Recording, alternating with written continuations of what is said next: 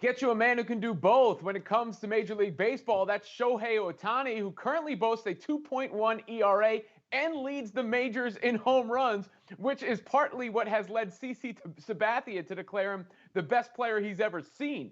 I'm Robin Lundberg here with Wilton Jackson and Ben Pickman. And guys, I'm kind of with JJ Watt, who tweeted that he believes a lot of people are talking about Ohtani, but still not enough people are talking about Ohtani. This guy's hitting him out of the park. And he would be tied for 10th in ERA if he qualified, and he's second in strikeouts per 9 innings. Obviously, Ben, he has to keep it up. But if he does, I don't know how, even with the likes of Mike Trout and Mookie Betts out there, you could deny him the title of best player in baseball.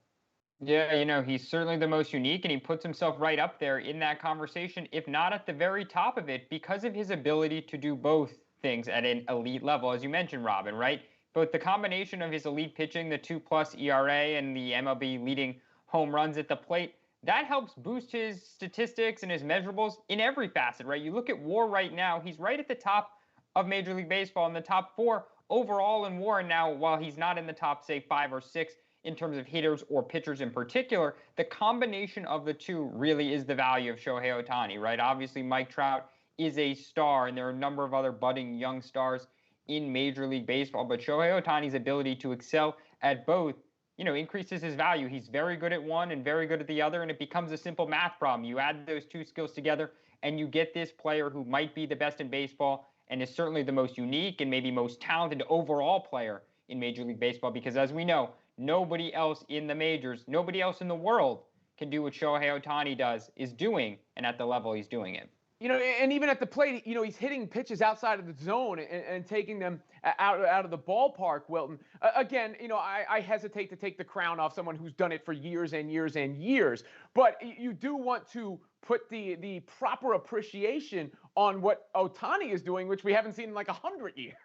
You're absolutely right, Robin. You have to give him his flowers while he's doing it the way he's doing it now. Like you're talking about in Ohtani, we're seeing things in him that we hadn't seen since Babe Ruth played baseball, right? And even last night, obviously getting his 60th career home run, and the Angels win over the Indians. Like he became the 7th player since 1900 to have 60 home runs and 15 appearances as a pitcher.